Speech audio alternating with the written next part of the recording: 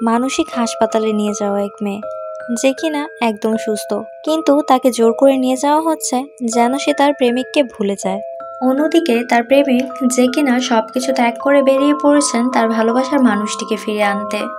এ এক ভালোবাসা, প্রতিশোধ ও বাঁচার লড়াইয়ের গল্প। আজ আমরা ব্যাখ্যা করব রহস্যে মোড়ানো, আবেগে ভরা ও নাটকীয়তায় ঠাসা ওয়েব সিরিজ ফ্যাকরা সিজন 1-এর সম্পূর্ণ কাহিনী।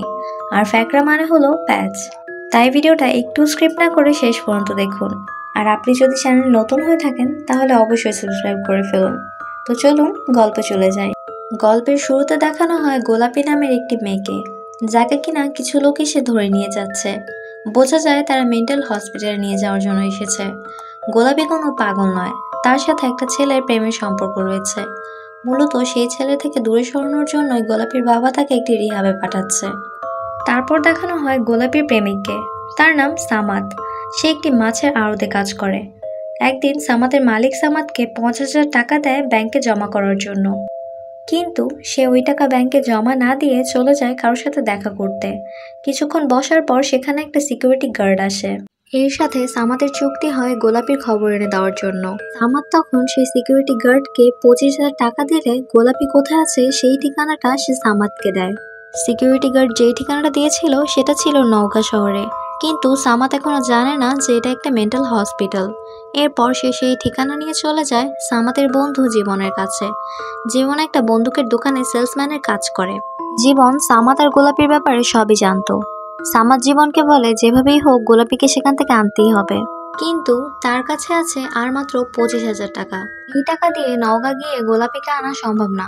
তাছাড়া গোলাপিকে নিয়ে আসার পর কিছুদিন সার্ভাইভ করার জন্য তাদের টাকার প্রয়োজন ছিল, তাই তাদের আপাতত ভালো অ্যামাউন্টের টাকা ম্যানেজ করতে হবে। তাই জীবন সেই বন্দুকের দোকান থেকে একটা বন্দুক নিয়ে বের হয়ে যায় কোথাও একটা। এই পর্যায়ে আমরা আরও একজন নতুন চরিত্রের সাথে পরিচিত হই। এই লোকটার নাম আশফাক। তিনি প্রফেশনাল দিক থেকে ভালোই সাকসেস, কিন্তু তার সংসার জীবনে শান্তি ছিল না। তার স্ত্রীর নাম অ্যানি। তাদের প্রেম করেই বিয়ে হয়েছে। অ্যানি আশফাককে ভালোবেসে সবাইকে ছেড়ে আশফাকের হাত ধরে সংসার শুরু করেছে, কিন্তু এখন তাদের মধ্যে কোনো না কোনো বিষয় নিয়ে ঝগড়া লেগেই থাকে। অ্যানি আশফাককে নিয়ে অনেক ইনসিকিউর ফিল করত, সন্দেহ করত, সবসময় ওভার থিঙ্কিং করত। তাছাড়া অল্পতেই প্যানিক করত। এর আগেও কয়েকবার প্যানিক অ্যাটাক হয়েছে তার। এইসবের কারণেই তারা ঠিক করে ডিভোর্স নিয়ে নেবে, যার কারণে তারা একজন ম্যারেজ কাউন্সিলরের সাথেও কথা বলেছে। ম্যারেজ কাউন্সিলর প্রতি উইক ফ্রাইডে তাদের একসাথে ঘুরতে বের হওয়ার পরামর্শ দিয়েছেন। তার 3 মাস পরে তাদের ডিভোর্স হয়ে যাবে। যাই হোক, এরপর দেখানো হয় আশফাকের ফোনে কারো একজনের মেসেজ এসেছে। সে বলছে আজকে মিট করতে। আশফাক দেখা করতে যায়। এই মেয়েটার নাম মাইশা। মাইশা আশফাকের একজন নিয়মিত ক্লায়েন্ট, কিন্তু বোঝাই যায় তাদের সম্পর্কটা শুধু বিজনেস নিয়ে নয়, এর থেকে বেশি কিছু। আর মাইশার দিক থেকে একটু বেশি ইন্টারেস্ট ছিল। আশফাক হয়তো মাইশার সাথে কিছুটা ক্লোজ হয়েছিল, কিন্তু সে মনে মনে এখন অ্যানিকেই ভালোবাসতো। আশফাক বলে তাকে তার স্ত্রী অ্যানির সাথে দেখা করতে যেতে হবে। মাইশা বলে কিন্তু তাদের তো ফ্রাইডে বের হওয়ার কথা। আশফাক জানে আজকের দিনটা তাদের জন্য স্পেশাল, কারণ আজকের দিনে আশফাক অ্যানিকে প্রপোজ করেছিল, তাই আজকে যেতেই হবে। এসব শুনে মাইশা রাগ করে উঠে চলে যায়। তারপর অ্যানি আর আশফাক বের হয়। তারা একটা হাইওয়ে রোড দিয়ে যাচ্ছিল। এর মধ্যে অ্যানি আশফাককে গান শোনায়। তাদের দুজনকে দেখেই বোঝা যায় তারা একজন আরেকজনকে এখন অনেক ভালোবাসে। তারপর সিন শিফট হয়।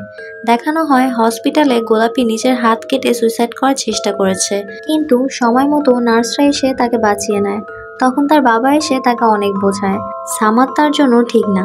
গোলাপির জন্য সে অনেক ভালো ছেলে দেখেছে তাকে বিয়ে করে নিতে, কিন্তু গোলাপি তো কোনোভাবেই রাজি না। আরেকদিকে দেখানো হয় সামাদ আর জীবন একটা গ্যারেজে আসে হোসেন নামে একটা ছেলের কাছে। হোসেন প্রতিদিনই জীবনের থেকে বন্দুকের দোকানে গিয়ে বন্দুকের দাম জিজ্ঞেস করত। হোসেনের জীবনে তার একটাই লক্ষ্য, নেতা শমশেরকে খুন করা। শমশেরই ছিল হোসেনের বাবা, কিন্তু সমাজ সেটা জানে না। হোসেনের মা মারা যাওয়ার আগে তাকে বলে গিয়েছে, তাই এখন তার জীবন একটাই লক্ষ্য, যে বাবা তাকে কখনো সন্তান হিসেবে গ্রহণ করেনি তাকে খুন করা।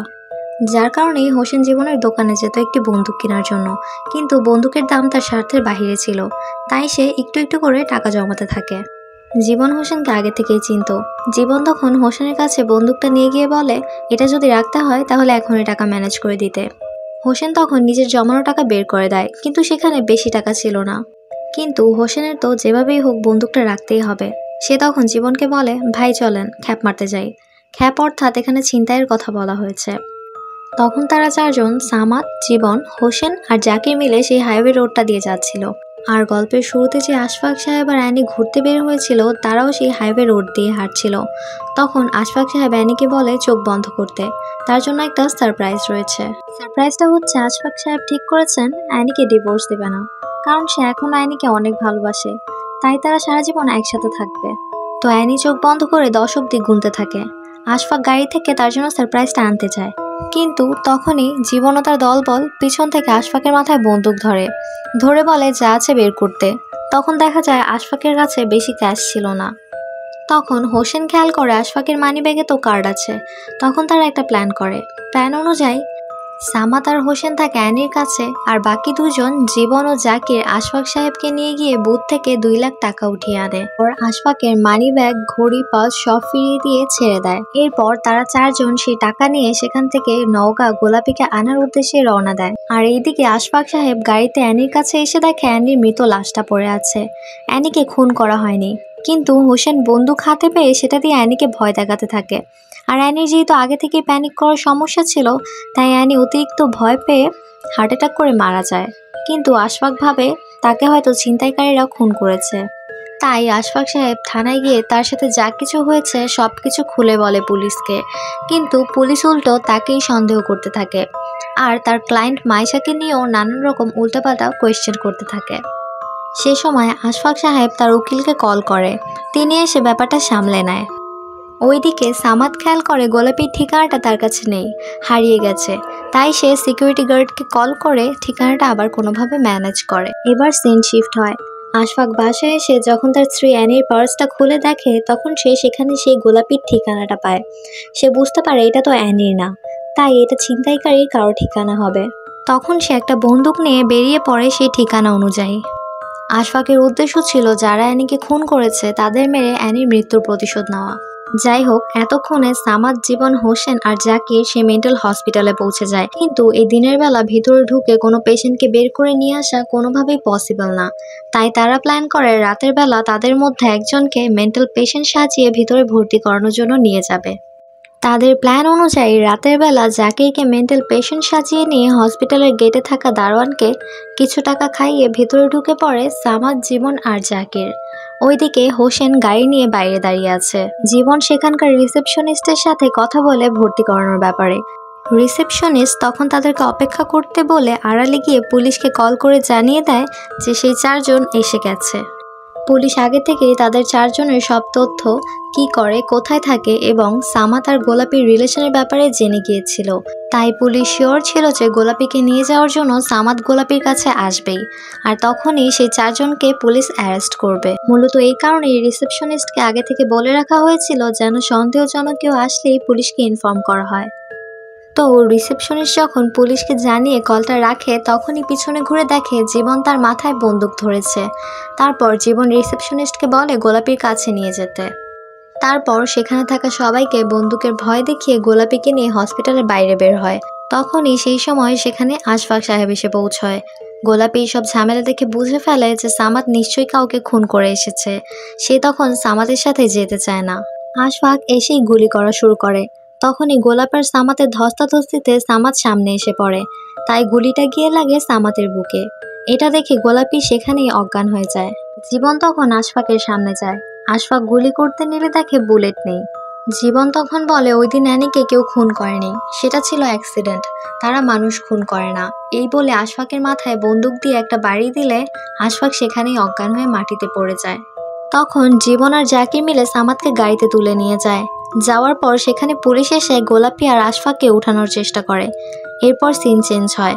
দেখানো হয় হোসেন তার বাবা শমশেরের বুকে অনেকগুলো গুলি করে তাকে মেরে ফেলে। আর আরেকদিকে দেখানো হয় সামাদ মারা যায়নি, জীবন আর সামাদ কোথাও একটা গা ঢাকা দিয়ে আছে। সামাদ মনের কষ্টে চোখের জল ফেললে জীবন বলে কাঁদিস না, খেলা এখনো শেষ হয়নি। আর এখানেই শেষ হয় ফ্যাকরা ওয়েব সিরিজের সিজন 1। সিজন 1 শেষ হলেও গল্প এখনো বাকি, যেটা হয়তো সিজন 2তে শেষ হবে। সিজন 2 আসা মাত্রই সেটার এক্সপ্লেনেশন নিয়ে আসবো আপনাদের জন্য, তাই এখনই সাবস্ক্রাইব করে ফেলুন। আর এই ভিডিওটি যদি ভালো লেগে থাকে তাহলে একটি লাইক করুন আর কমেন্টে জানান নেক্সট কোন মুভির এক্সপ্লেনেশন চাই। Thanks for watching.